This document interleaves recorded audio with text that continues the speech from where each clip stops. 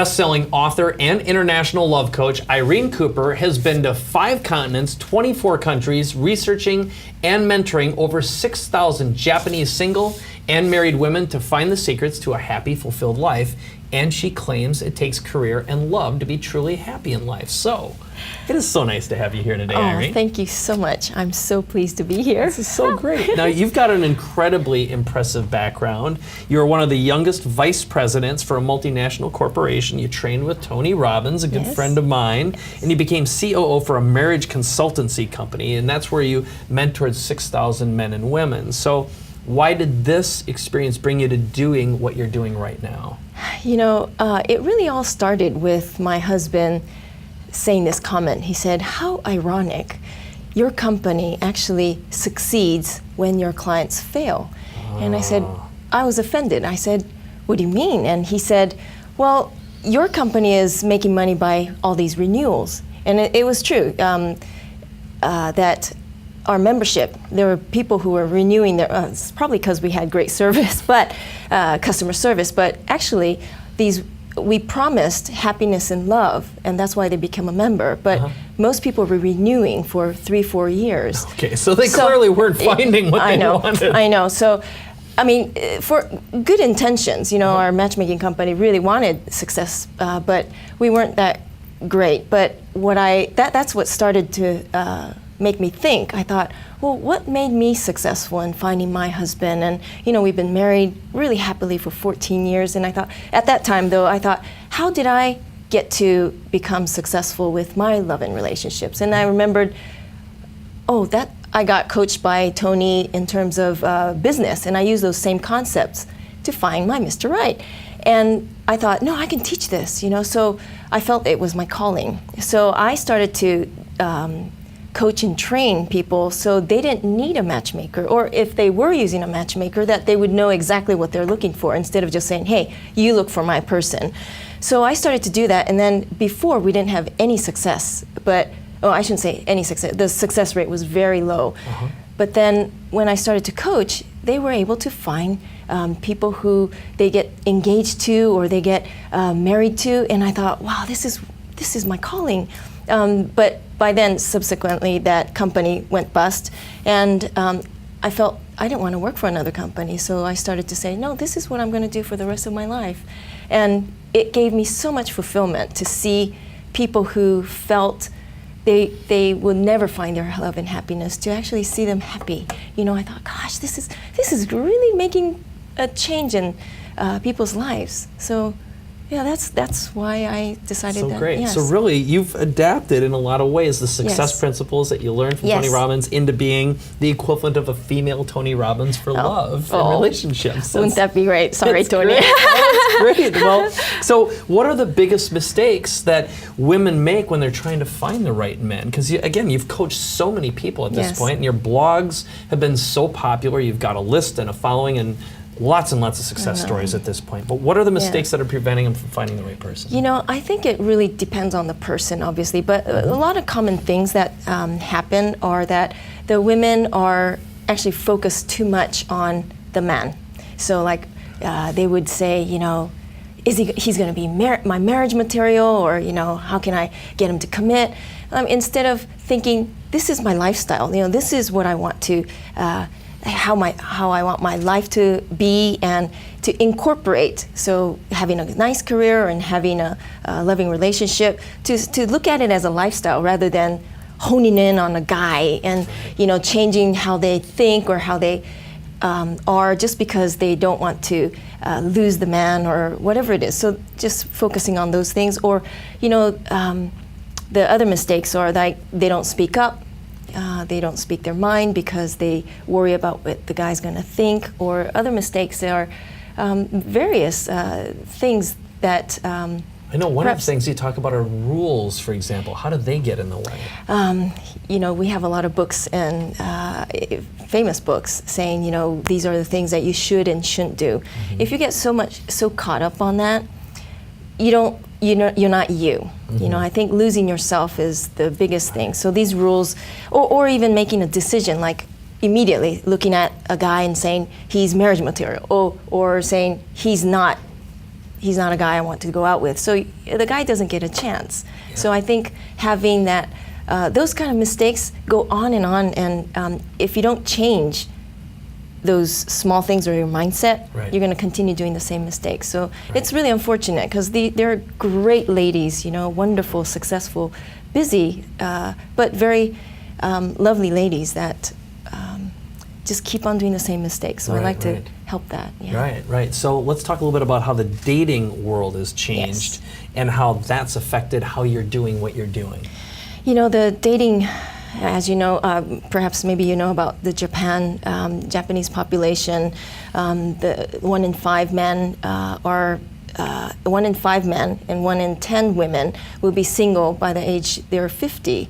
You know, a lot of people, the people I work with are about 35 to 45 years old, and they're single.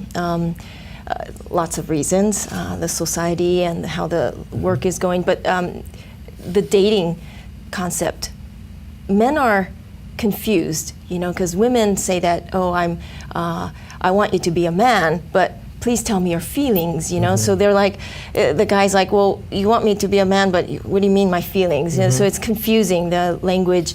The other dating things are challenging because people, you know, the rules, going back to the rules and values.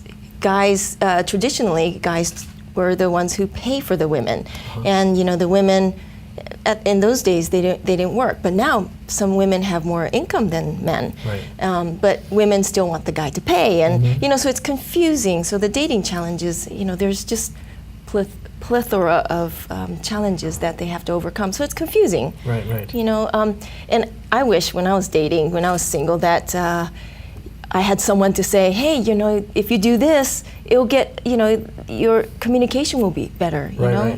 Or you'll get the result you want. Or exactly, yes. Right. Well, I know you've got some stories because a huge part of what you do is international matchmaking too. You cross cultures, which is really fascinating. So you have 2 stories. One's from Yoshiko and one's from Mariko. So can you share those stories with us? So Yoshiko she was a very successful lady, busy executive in Japan, and she really wanted.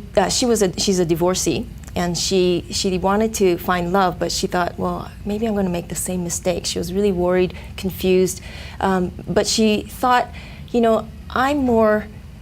She was married to a Japanese man, and it didn't work out, and she felt maybe my personality is more toward Western men, but she was really worried about what her parents are going to think, because traditionally parents have to accept. And but when she was going through this relationship, she actually found, when we were coaching, she got 6 months coaching from me, and during that time she met her now husband online, and then we worked on the communication, how to express herself, and then 3 months later they got engaged, and now she lives in Germany.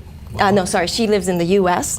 Yes, and happily married, and really, really a great success story, because she has overcome her fears, and I'm really happy for her. And Mariko is brilliant. So she was really struggling for years. I remember when she was really struggling. She's a banker, very successful. She thought, you know, all these years I worked so hard on building myself and making myself attractive, but I still can't find the man. And she went online, she met with all these other, even went to an agency, did everything, but it wasn't successful. And so she came to me, she came to my seminars, but she got my coaching, and it was magical. I mean, really unbelievable, because again, she started to, we went online, and then she started to communicate with this gentleman, and I was able to bring out so she was actually able to bring out her best. And then, so again, within 6 months, she got engaged, and she quit her job, and she flew to she lives in Germany. And then it's been 2 years now. She said it's the best thing ever. You know, when that happens, and so you feel like— So she married a Western man too? Yes, and you know, the fact that they found— and it's not only love, they're very successful with their work, so they were able to intertwine, you know, to be able to have work and their love. So a fully integrated, like a harmony. Holistic. Yes, that's and so then great. so to be part of that, to make a difference is just Yeah, It's you're really so amazing. driven by service. It's so apparent. Oh, thank you. So what makes your service different than, say, like an online dating service? You know, I don't do matchmaking per se, and I do not go online and say this person and this person. What I do is I'm a coach. You know, I coach people on how they can become the best version of them, and then how they are able to really hone in on what they want in their life. And when you know who you are, and when you know your values, and you have, you know exactly what you want, then you can go out and help yourself to find that person that would actually be a good match for yourself.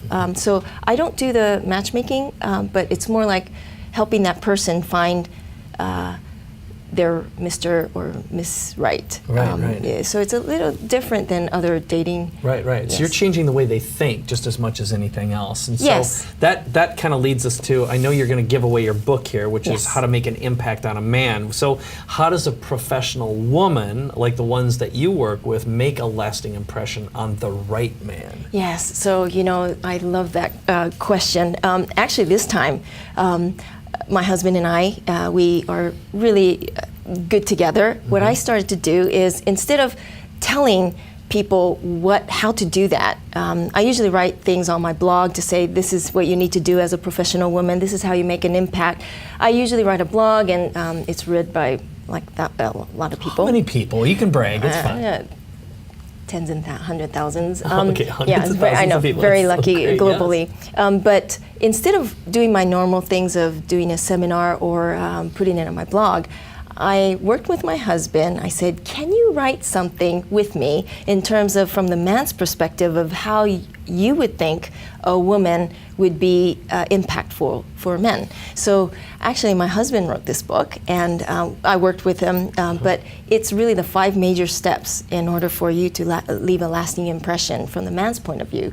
So it's packed with great tips on how, because women always want to know how men think. Yeah. And I thought, this is brilliant. So a lot of people are curious about our relationship as well, because, you know, Right. if you see us together, my husband's really great. So that's the tips that we wanted to let my clients know how to do. Yes. Well, here's what I want to do is I want you to get this book.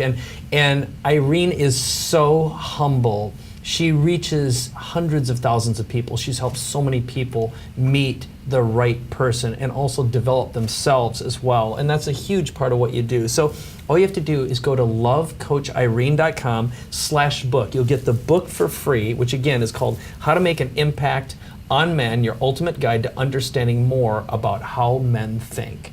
So thank you so much. You were absolutely fantastic. Oh, thank you so Irene. much. I was a little nervous, but Oh, you did great. Thank So you. here you go. Go get that book right now. Get this great gift from Irene.